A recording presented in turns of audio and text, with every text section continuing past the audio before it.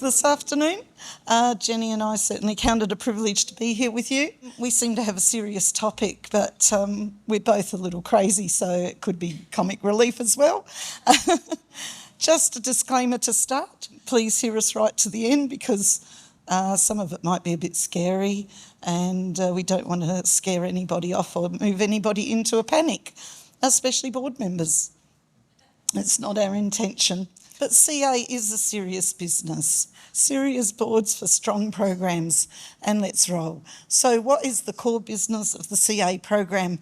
Now, my definition is probably the shortest one of anybody's, and I make no apologies.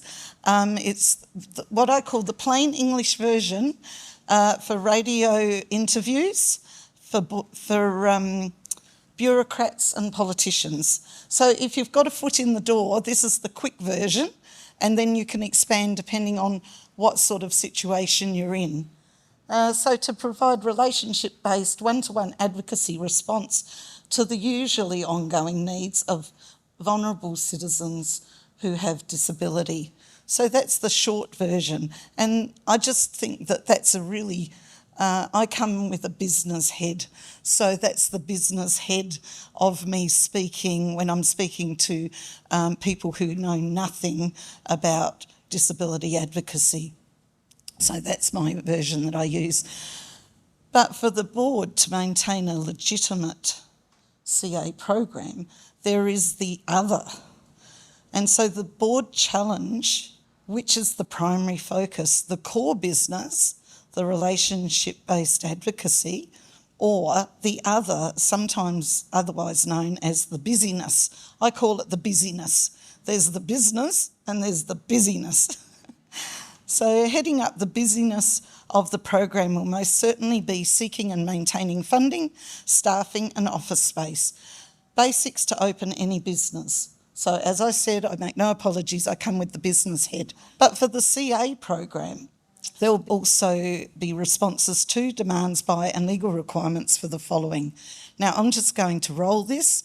This is the scary bit. Hold on to your seats. This is what we all have to do to sort of stay legitimate at times.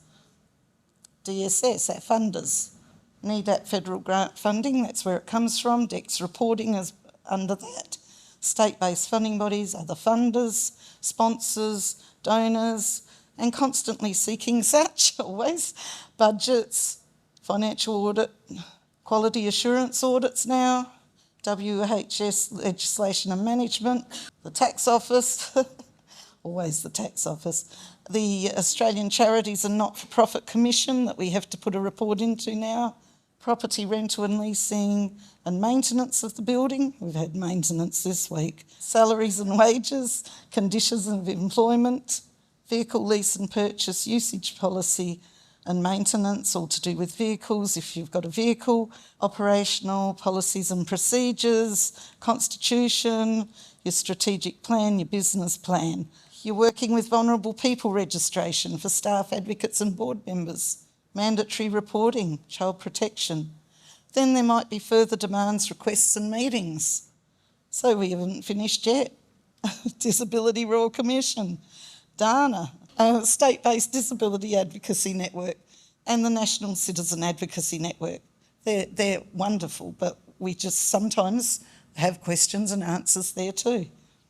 The NDIS, we get a lot of questions around NDIS and NDIS Safeguarding Commission. We've been to their workshops, compliance with the Disability Standards, United Nations Convention on the Rights of People with Disability. You've got your program promotion, community speaker spots, website, social media, all to promote the program, and keeping up with the constant changes. How do we do that? Now that really does give us a headache. So we'll explore some more of these processes for keeping on top of all this, but also keeping our focus on the relationship-based advocacy. It's the dual effect, but I'm the processes girl. I'm handing over to Jenny. She's quite the peacemaker and calming influence here. And now that I've sent you into a panic, over to you, Jenny. Okay. This is really the most condensed version that you'll ever see around board responsibilities. We're going to go hard and fast. So first of all, governance. Boards are responsible for the governance of the organisation, not the staff. We might get staff to do some stuff, but it's us as board members who are the ones who are responsible. So we retain responsibility for all non-programmatic aspects of the work. Are people familiar with that language? Programmatic and non-programmatic? It's pretty useful language. So programmatic is that stuff that is strictly citizen advocacy. So like the 7 key office activities, making sure you work within the principles. All the non-programmatic stuff is the stuff that you got to do just so you can do the programmatic stuff, okay? Fiduciary duty. Does everyone understand what that means? It does get misunderstood from time to time. It's a really important legal concept. It's the duty to act in good faith in the best interests of the corporation and for a proper purpose. Shouldn't come into it with some sort of subterfuge or hidden agenda. You're there for the organisation and certainly not for your personal interests. So we are the fiduciary, we're acting on behalf of the organisation. It also includes the duty to act with care and diligence, the duty to avoid improper use of information, a duty to avoid improper use of position, a duty to disclose certain interests, and that's particularly around conflict of interest. So many boards, such as ours, will have on their regular monthly agenda, all right, knowing that what's on this month's agenda and knowing what we know about each other on a fairly routine basis, is there any new conflict of interest that we need to disclose at this particular meeting? And then we deal with it. We should also know that there are breaches for not upholding your fiduciary duty, and they can range up to $200,000 under the Corporations Act, and officers may also be required to pay compensation or to account for profits under certain conditions.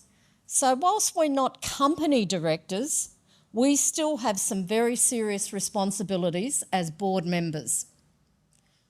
We also have to do all the things that Heather was mentioning, strategic direction, making sure we comply with the multitude of legislation that we need to be aware of, all of our contractual compliance, including our service agreements or funding agreements, our leases, our employment contracts, making sure we are abiding by our constitution and not thinking, oh yeah, we'll give a donation to that lovely little thing that's happening off in the community because we're nice people.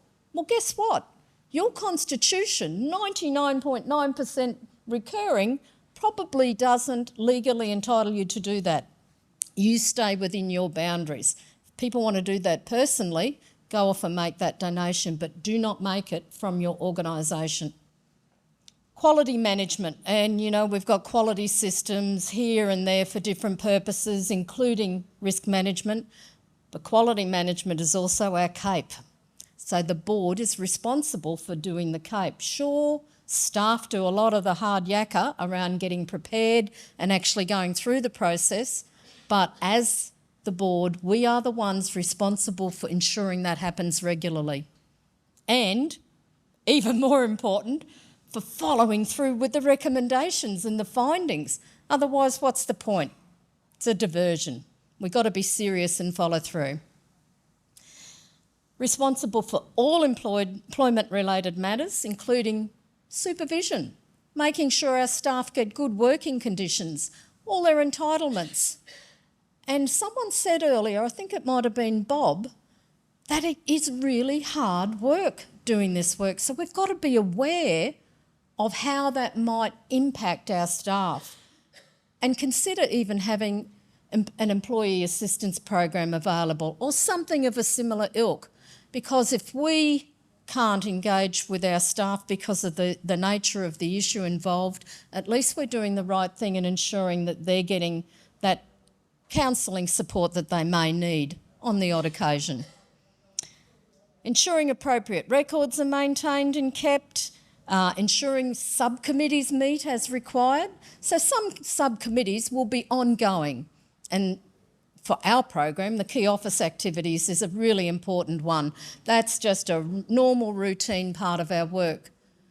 It might be that a CAPE subcommittee is formed to help in the preparation for, the duration of the CAPE, and also the follow-up after the CAPE is over.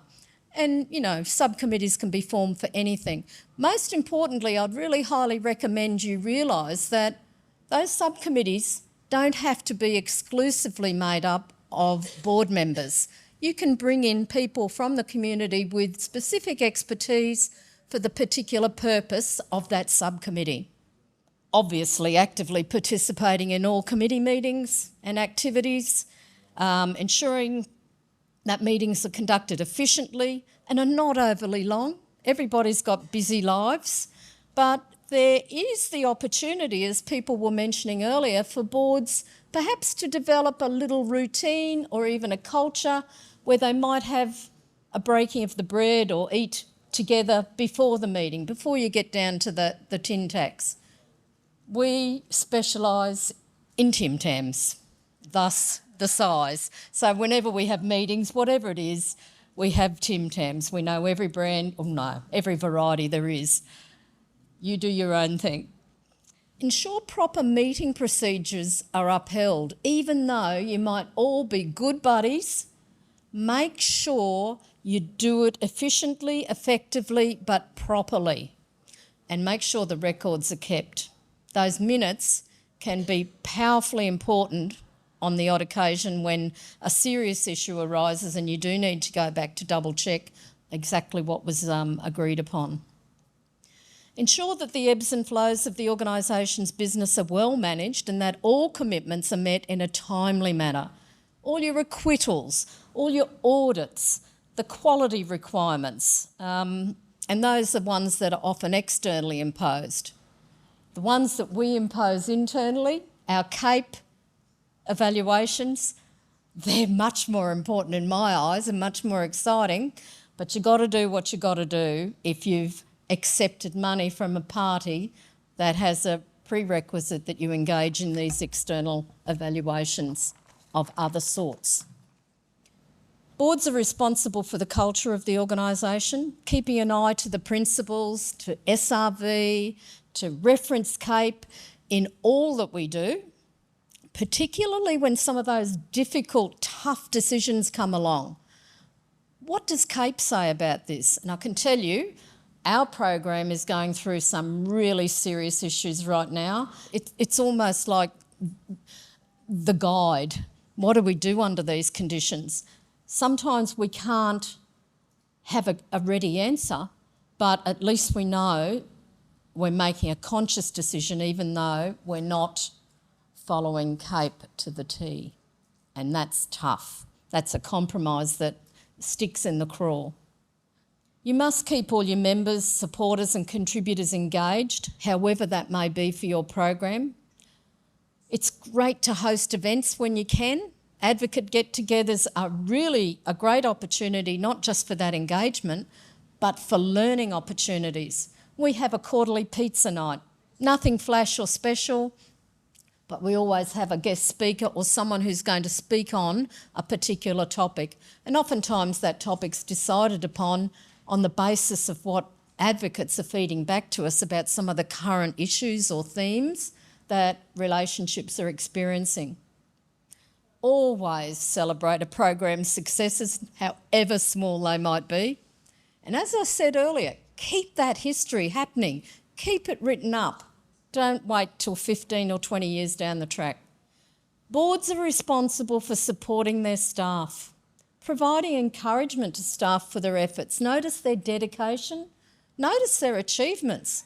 Don't just think, oh, I'll pretend I'm at this board meeting and I've read Ralph's report. Read the bloody report so you can provide that encouragement and be sincere about it. Importantly, provide support but don't micromanage.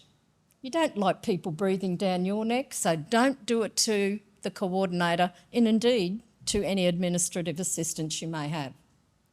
Ensure both the board and staff are clear re the governance and the management roles, and they're not exactly the same. So that clarity is really important. I don't think any program can be holier than thou and have their little halo glistening all the time. So when those principles might have been breached in some way, shape or form, learn from it. But don't chastise somebody when they've done the best they can at the time, given the circumstances. It's not that we're involved with people who are out there deliberately to do the wrong thing, but the best thing about that is that it's an opportunity for us to learn and move on. Build on the coordinator's strengths and find ways to develop any challenges or address any inexperience. One of the great things that I think about the citizen advocacy movement in Australia, probably not for a little while because of COVID and a few other anxieties, but the sharing of programs' wealth of knowledge by having visits between programs is just such a simple thing. You know, we had Ewan go down to South Australia for a week. That was just brilliant. People treated him so well and he came back just full of information. It's just such a valuable experience. Be available between meetings for discussions with the coordinator or even drop in for a quick chat, but being mindful that the role of the coordinator is often not in the office. They're out there doing the business. So make sure you know when they're likely to be there, otherwise it'll be a mutual waste of time. Be aware that the work can be very intense and emotionally draining. Consider establishing an arrangement, as I said before, with an EPA. Does everyone know what EPA is? Employee Assistance Program. It's like counselling for staff who are working in intensive situations. Now, boards are also responsible for, not exclusively, but primarily for non-advocacy relationships. So we've got a new admin person and she said, I've brought my list of acronyms so I can sort of try and figure out what's what. I'm going to give you some acronyms. CAGQ, Combined Advocacy Groups of Queensland. That's all the different advocacy groups that come together, which is now called QUIDEN. Don't ask me, I won't waste your time. There's DANA, there's the Trust or CATA or CATA, SANA or CANA, Citizen Advocacy Network of Australia. There's the media, funding body, there's politicians, there's community leaders, there's those people who just want to offer their support. Those relationships, we really need to have some responsibility for those. So one of the examples for us is that I am the dedicated or delegated CAGQ person. So our coordinator doesn't go to those meetings, I do. Sharon, our secretary who's here, she goes to the network meetings. We report back, but that frees up our coordinator to do the business, the programmatic stuff. The board is also responsible for the active involvement in the key office activities. So it's not just, oh, that's the staff, we'll do this stuff. The involvement of the board in the key office activities not only energises and stimulates us, but we often have really good connections in the community ourselves. So when we might have the, oh, gee, I can't find somebody for Heather, an advocate for Heather, and let's see what the profile is. And I might pipe up and say, you know, I think I've got just the right person. Or it might be a more deliberative discussion around some other aspect of those key office activities. But the value of the board being involved regularly, or just from time to time for those who can't come regularly, it's just invaluable. And I know our coordinator really appreciates that. One of the big things is to make sure that those key office activities are kept in balance. We don't sort of get ahead of ourselves with recruiting more proteges than we've got the capacity to really appropriately attend to at the time. We ensure internal relationship reviews occur, that protege and advocate recruitment plans occur. Sometimes We might suggest protégé sources. As I said earlier, thanks to my darling friend Heather, citizen advocacy finds those people who may not have connection with other supportive people or parties in the community. So how do we find those people? Having the board involvement with the Key Office Activities Committee, or whatever you call it, you know, that gives more thought processes to that deliberation. Considering each prospective protégé and evaluate them for eligibility. Sometimes people might come to the notice of our program who actually don't even have a disability. And, you know, as much as we would like to help every human being on earth, we've already settled on the fact that we can't do that. But that doesn't mean to say, sorry, not eligible, see you later. We engage in a thoughtful discussion that hopefully will give them somewhere practical to move on to. And sometimes that might be what service land people call a warm referral. We don't drop people in the deep end and just say, you know, sink or swim. There's lots of other things there to do with the key office activities, but I won't focus on that too much longer. Boards are responsible also for program promotion. So whenever you're going out to the barbecue or you're having a family gathering or whatever, someone says, so what do you do, Jenny? Well, and I have a little patter made up just like Heather gave us before. And it's a great way to either get in underneath people's skin or you know that, you know, if they've drawn the blinds, they're not interested, that's fine. Hopefully they're doing something else that's important as well. But, you know, no skin off my nose. We build the organisation profile through presentations through places like Lions or Rotary or University of the Third Age or churches, whatever it might be. We're responsible for social media, documentation, or the snazzy word, collateral, you know, all your brochures and your forms and your pamphlets and whatnot. Developing citizen advocacy resources for specific purposes. As a citizen advocate myself, I've found a situation several years ago now that I discussed with my mate Mitchell, who's not in the room at the moment. And the situation was that the staff didn't know how to treat me.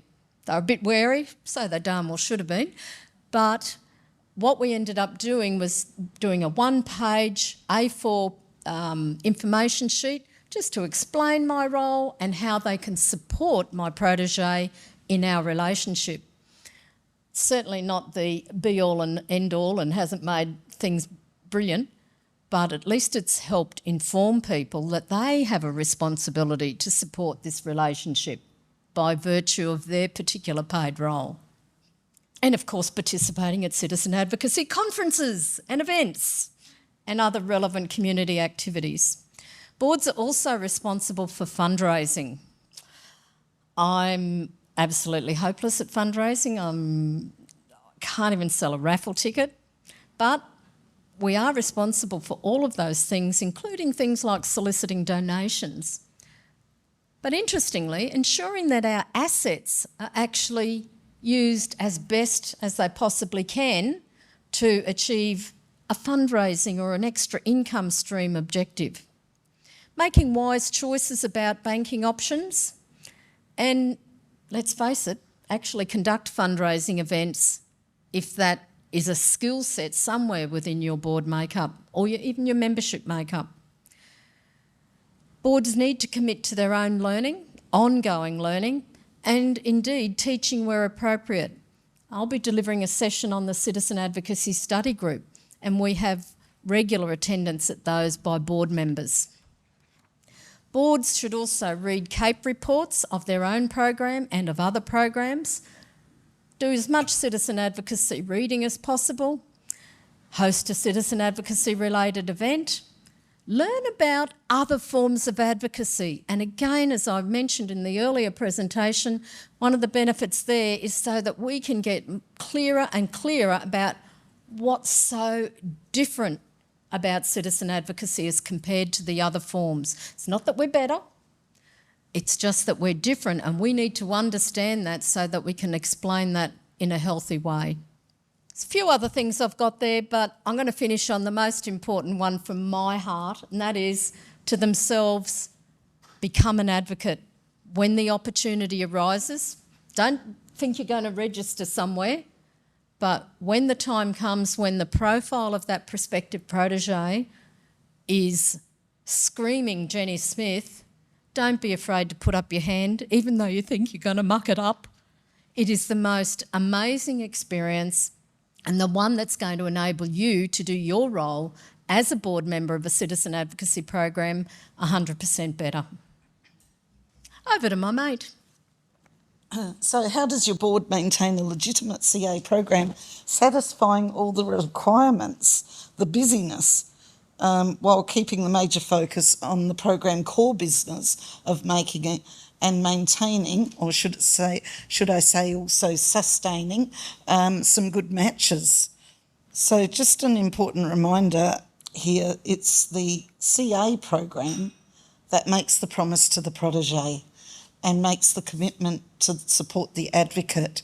We can think of the coordinator as the agent or representative of the program, but it's not the coordinator to make the actual promise to the protégé or the commitment to support the advocate. They actually do the job, but they do it on behalf of the program as a whole. And just another reminder for those newer to CA, we've been through this before, so I'll gloss over it. So the key office activities are core business, if you like. So what resources do we need to conduct the core business of the key office activities? Well, for a start, we need good board and good oversight. And Jenny is so good at putting us in the right mindset around all those sorts of issues. We need good staff, we need good funding and good processes. And again, I say it's with the business head I come to citizen advocacy in a sense, but these are just what we actually need to have a legitimate program, to have it ongoing into the future. So the staff investment, I'm particularly going to focus a little bit on the staffing and the processes there. To begin with the staff investment, is CA a calling or just a job? I had a brief conversation with Dr. Trudy Lynn, who is a fantastic, valued supporter of Citizen Advocacy South Australia. She's our Australian of the Year for South Australia, the Young Australian of the Year, and she's a special needs dentist. But she's a fantastic advocate as well, and she is now an advocate associate of Citizen Advocacy, and she tells everybody about citizen advocacy. And she said sometimes it's just meant to be. So for her, in her roles, it was just meant to be. Because of her lived experiences, she came to be a special needs dentist, and she came to be an advocate for people with disability, and she's come to be a valued supporter of citizen advocacy. So for a coordinator, is it really meant to be that this is what they should be doing? Is the coordinator a team player? This is an important consideration when recruiting, and we're about to be recruiting. So this is talking to us as well, talking to myself. Can the coordinator work with a board? Some people have actually said they have an aversion to working with a board. They don't like the idea. And we have in the past interviewed people for the role of coordinator, and we've actually had that said to us, oh, well, I don't want to work with a board, and they don't even know who we are. Is there a clear understanding of the job description? Does the staff person know what's expected of them? And does the board understand that role that the coordinator's going into? And can the coordinator keep the primary focus on the key office activities? Are they free to do that? So the board really need to know that they can assist the coordinator in keeping the primary focus on the key office activities and free them up to do that. There's a clear role for the board in supporting the staff to keep the focus. Does the board, or board members, should I say, understand the staff role? Are they clear in written policies? Procedures, job descriptions, board roles and expectations? And do we Do we value our staff? And Jenny's touched on this as well, celebrating the matches together, share the struggles, keep up with what's happening in the office, keep the busyness separate to the key office activities. No apologies. I really can't stress this enough as good CA practice. And this one might be a surprise, but I hold this important too, and Jenny has touched on this as well. Does the board understand the risk of vicarious trauma and or burnout of staff? CA coordinators are often meeting with and hearing of persons, proteges, with complex needs, histories of trauma, anxiety, which might even in some cases, create aggression. Not only does the board need to consider the risk to staff, but also advocates recruited to the program. I'm certainly not recommending that we don't take on proteges with complex needs.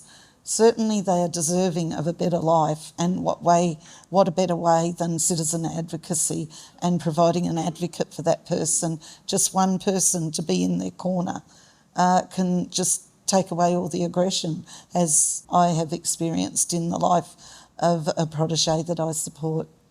But the program needs to be aware of the risks and implement steps to manage those risks.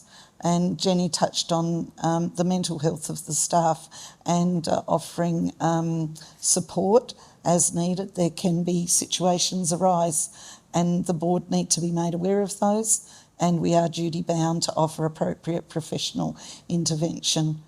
That's one type of risk, vicarious trauma, but over the years I have seen burnout of coordinators, not so much in our program but in other programs, and sometimes you can lose a program because the coordinator can't go on and has had enough.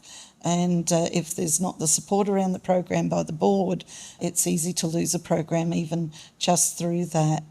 So we'll look at some good processes. So the board structure and practice, and Jenny said quite a bit about that. The delegation of the core business, delegation of the busyness, so keeping them separate, efficiency of processes. So also Jenny touched on committees, and this is not prescriptive in any way, but over the years, Jenny and I, I'd hate to count up our joint years involved in citizen advocacy. It could be quite scary. So the core business is the key office activities, and then you've got the other busyness of the finance policies, your WHS ad hoc as required, membership, grants, fundraising. Jenny mentioned having a CAPE and having a CAPE committee.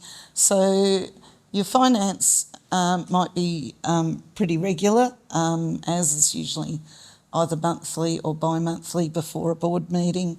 But also the policies, it depends if you've got your policies set up and you just review them all together, or whether one at a time they come up for review, which can be a bit tricky.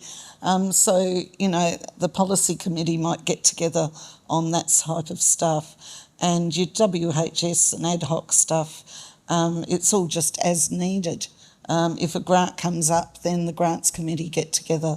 But it's good to have people around the board that can take those roles and be ready for whatever comes up when it happens. And Jenny touched on sometimes your committees don't have to be, you can recruit accordingly, but you can also use some outside consultancy where needed, because as long as the board members are involved and it gets reported back to the board, that's fantastic. So the core business of the Key Office Activities Committee, and I want to say a bit more about this right now, is that I'm really passionate about this, as is Jenny, obviously, and we can go on a bit about it. But the Key Office Activities Committee is just so important, and I do worry about programs that don't already have implemented this or don't have it happening in some shape or form. I've been involved in a program where they didn't have a Key Office Activities Committee, and I actually went and spoke to New newly recruited people to be on that committee and how it would work. So, and that's just been a game changer for that program. I've seen CA done well, but sadly not so well over the years, and I believe a major factor can be the existence or otherwise of a Key Office Activities Committee and the teamwork of that committee within the program, bringing together staff, board and an advocate, or in our case, 3 advocates on our Key Office Activities Committee. We've got myself as the board member and board facilitator, and the staff are always there, and we go through the key office activities. We start the Key Office Activities meeting with a discussion around the working list, the current people that we're looking for advocates for, and then we go through the Key Office activities as we list them. So that's a really good way to have the committee having the feedback to the board, but not taking up, as Jenny said, the whole board meeting where you've got community leaders, hopefully, people who are in busy roles, some working, and also involved in other organisations. So the Key Office Activities Committee gives an opportunity to come together and actually really have in-depth discussions about the advocate we might be looking for this particular protégé. And also, as Jenny mentioned, maintaining the balance around the Key Office activities. And we've newly, in the past year or so, we've implemented and integrated a plan to keep up with and monitor the follow-along and support. It's easy for some follow-along support to just get lost in the system, and we just don't want that to keep happening. So we've got now a way of monitoring it through our Key Office Activities Committee.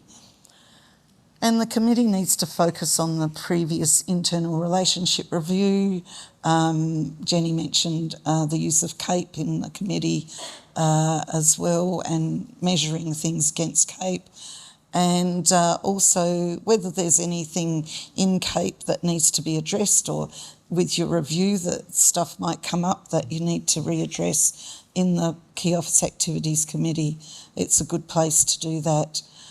A report on the committee minutes is sent each month to, as for the other committees too, with the agenda for the board meeting. We try and get it out about a week before the board meeting, and at least they've got then their own time. Those board members have got time to read those minutes and raise any issues or comments or concerns at the actual board meeting. So the facilitator or the board rep then doesn't have to go blow by blow and do it all over again at the board, but answer the questions, raise any other issues or comments that they have noticed or they feel relevant to raise there, and so forth. So, and we always have the Key Office Activities Committee first on the list of all our reports, always first on the list for the reports. This is what we're about, this is the important stuff. The board members are then welcome to ask any questions and offer connections as they see relevance. So sometimes a board member has said, oh, tell me more about this particular protégé. I might have somebody for them. So the processes for the busyness. Number 1 rule, keep it separate to the Key Office activities and keep the other separate on the board agenda.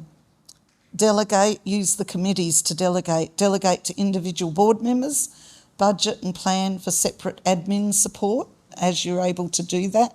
It's really important this day and age.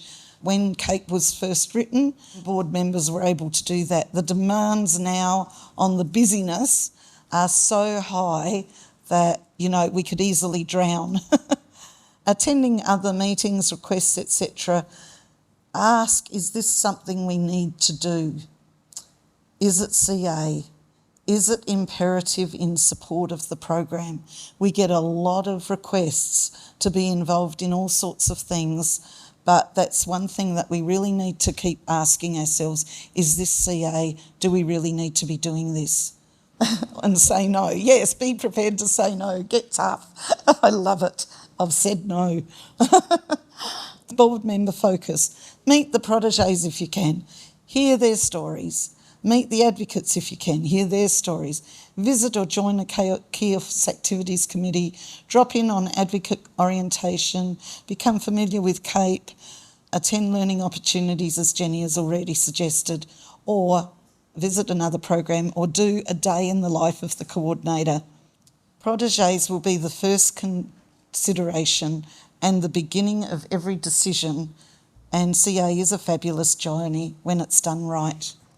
Thank you. Back to Jen. Fire away. Hit us with it. CAPE stands for Citizen Advocacy Program Evaluation. And it's a document that helps you decide whether or not you're doing citizen advocacy, how well you're doing it, and whether or not you've got everything in place for it to be sustained. It's a tool, but it's a really good learning document as well. How long's it been around for? How long? Oh, there you go, 1976. You do the maths. We talked before about governance. Okay, and I covered a whole range of different things there. Another very closely related topic is stewardship. No doubt you've heard that before. It's not quite the same thing though. We can be stewards of a whole range of different things in our lives, but not even be a member of a board. Stewardship is an honour to protect. A definition I came across, I didn't create it, is the careful and responsible management of something that's entrusted to one's care, or the careful and responsible management. Board members are in fact stewards of the organisation. Unless they're Methuselah, they're not going to last forever. Eventually, that role is going to be passed on to other people. So they're only there for a small, comparatively brief period of time. And during that time, they have both the responsibility and, I say, the honour to be stewards. They must work to keep the organisation functioning in good health so that they can pass it on to the people who come after them. Almost all citizen advocacy programs around the world will be small. They'll have very limited resources. One of the ways in which a successful board can fulfil its responsibility for stewardship is to develop a deep understanding of the tasks and implications associated with stewardship, and to recognise one's inherent limitations. We just can't be all to everybody. A board, no matter how many members it might have, is highly unlikely to ever comprise all of the skills, knowledge and experience that's required to carry out their roles. Doesn't matter if you've got a lawyer, doesn't matter if you've got an accountant, doesn't matter if you've got a neurosurgeon, doesn't matter what those roles are. The most important thing is that they have a heart for and a commitment to citizen advocacy. Because guess what? If you don't have those other skills, a smart board recognises that they don't have those skills, they understand their challenges, they understand their strengths, but they can address any of those gaps by engaging experts on retainer. Anyone here in the board on a citizen advocacy program board? Yep. Our program has on retainer industrial relations and human resources experts, because we don't want to be burdened with keeping up with all the changes in awards and conditions. So we know that if ever there's a change, our people will let us know and we will respond accordingly. And similarly, if ever a legal problem beset us, we have legal people that we can count on, etc., etc. So don't think you've got to bring them on board. Have them as allies, have them engaged on retainer. Smart practice. even wiser boards focus on the work of the program but never lose sight of the legacy that they will leave behind when they inevitably move on, even if that's decades into the future. Think with a stewardship mindset. The next topic I'd like to talk about is accountability. The role of the Citizen Advocacy Board is crucial to the program's success. It provides the management, accountability to funders, members, stakeholders, and the community. The community's got buy-in on how we operate as well, even if they don't know exactly what we're doing. It ensures that staff are well trained, focused on the work to be done, and carries out the responsibility for ensuring the program and the office continue to function well and remain stable as possible over time. Board members keep the organisation focused on its mission. They are alert for and diligently combat any attempts to undertake other efforts, either in addition to or even indeed instead of citizen advocacy. Board members are also ensure all the legal and contractual obligations and undertakings are met and push the program to deliver on its promises, actual and implied. It's vital that a board has crystal clarity about their role.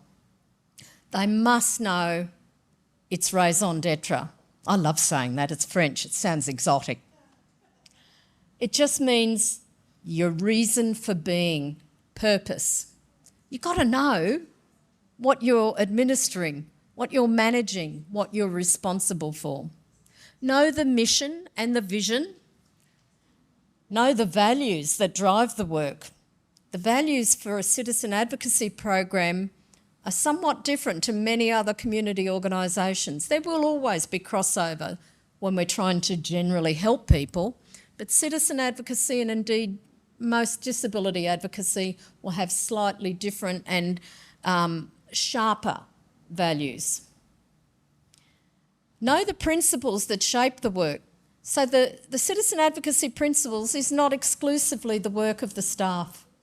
It actually should be a go-to document for the board when they have interesting dilemmas or difficult problems that they need to address. It needs to understand the resources that are available to it. And I don't just mean, oh yeah, we've got an office, we've got a car, yeah, I know what the financial report is. Resources are sometimes a little intangible. They can be the wisdom, the collective wisdom of the whole organisation, but also these people in the room. You know, if your organisation has an issue that you might never have come across before, you might think, I'll give that Heather Buck a call. She might have a bit of an insight as to how we can address that. Heather's saying yes, call me. Yeah, they're really valuable resources. And isn't it ironic? Because that's built from a relationship. And citizen advocacy is relationship-based advocacy. So it's almost like walking the talk, really. We need to understand what particular practices are used to achieve the outcomes that we're setting out to achieve. We need to understand what expectations, specific expectations, are placed upon us as board members.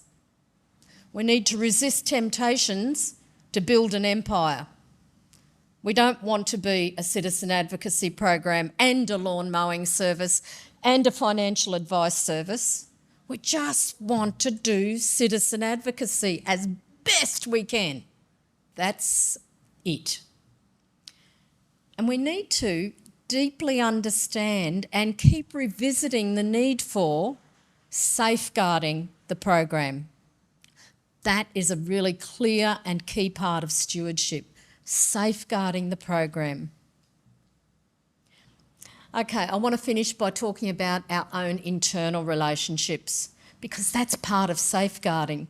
If we can keep each other safe, keep an eye out for each other, making sure that we really understand, all right, Jenny's got this really bad thing happening in her life, or Heather's got this awful assignment that's due, so let's back off on her for a little bit.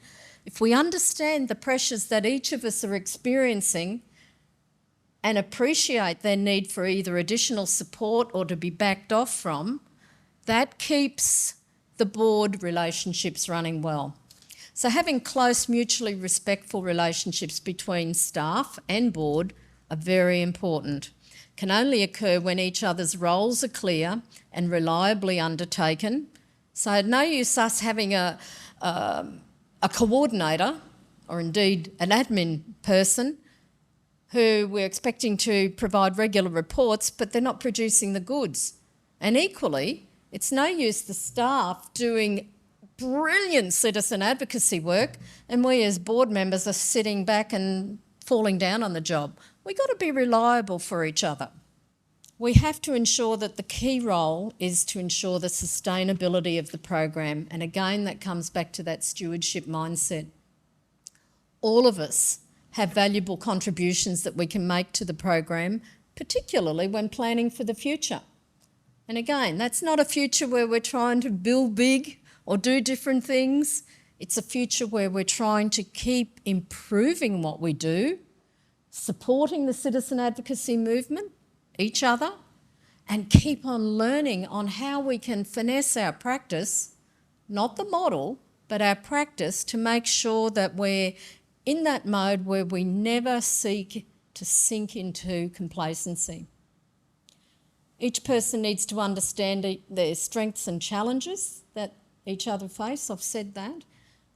We need to appreciate and recognise when there are external pressures that are undermining the work or success of the program, and work in tandem to combat or address those pressures. And the last thing you'll hear from me today, hallelujah they say, there is great value in recognising, appreciating and celebrating the combined work of the program, and that should never be undervalued. Don't think that there's some heroism in just keep on paddling and, we'll do this, this and this. Take pause, reflect, be really clear to each other, but particularly the staff, that these are successes that need to be celebrated. And more importantly, don't forget to do a bit of bragging to each other outside the program, because you never know, what we are celebrating could in fact be a great learning opportunity for other people. Thanks very much. Questions? Jenny, you mentioned in the early part of your presentation of people who were expert in the field, incorporating them onto a subcommittee. I'm not sure what you mean. Can you give me an example of that so I know what you mean? Because it kind of confused me about how you would go there. Well, I'll preface my answer by, I guess, respectfully suggesting to all programs that don't just have subcommittees for the sake of it.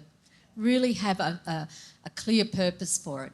So that said, what I mean is that many organisations think that, oh, right, we've got the management committee or the board and we've got subcommittees and they're doing finance or they're doing key office activities or CAPE preparation or whatever, and they all have to comprise only management committee members. That's not the case. You might have people who've previously been a coordinator or a previous board member or just a great supporter who's really well connected in the community who might want to be on the key office activities subcommittee. So they don't have to necessarily already be part of citizens advocacy. No, and in fact, the great thing, Joe, they don't even have to be a financial member. Yeah. They're just people who are giving of themselves for that particular subcommittee purpose. But they would need to have a good understanding of why you are asking them to bring that expertise to this and what this, as in citizens advocacy, was about. Absolutely. They have to have some Yeah. idea of what you're driving at. You might need to check your governing documents, your constitution, or just to see what arrangements you have, what powers of delegation they have, how reporting requirements back to the board and that kind of thing. I think that's really important. A subcommittee should always be reporting back to the board, and it should always have at least one member of the board, but it doesn't have to exclusively be only members or only board members. Sana? Just to that point, we had in Winnipeg Citizen Advocacy, we had a gentleman who was an accountant who met with two board members once a year and made sure that how we accounted, the kind of information we kept for all our financial reporting was up to date, because the government would change it every year a little bit. So he would meet with them, and so he always said, I'm on this subcommittee. He would meet with them, update them on what had to change, so that when we sent, and then he did our tax preparation and reports to the Receiver General for free. That was his contribution. But it made his life easier if we organized the information in the correct way. So he knew what citizen advocacy was, but not really well. And he thought, this is a good thing. I'm happy to support it, and here's how I can support it. And then he and his wife would buy tickets and come to the dessert party once a year. So we saw him twice a year. So did he offer his services in a voluntary capacity? He did. He did not charge us for anything until he retired. We had to pay for it. Oh, he retired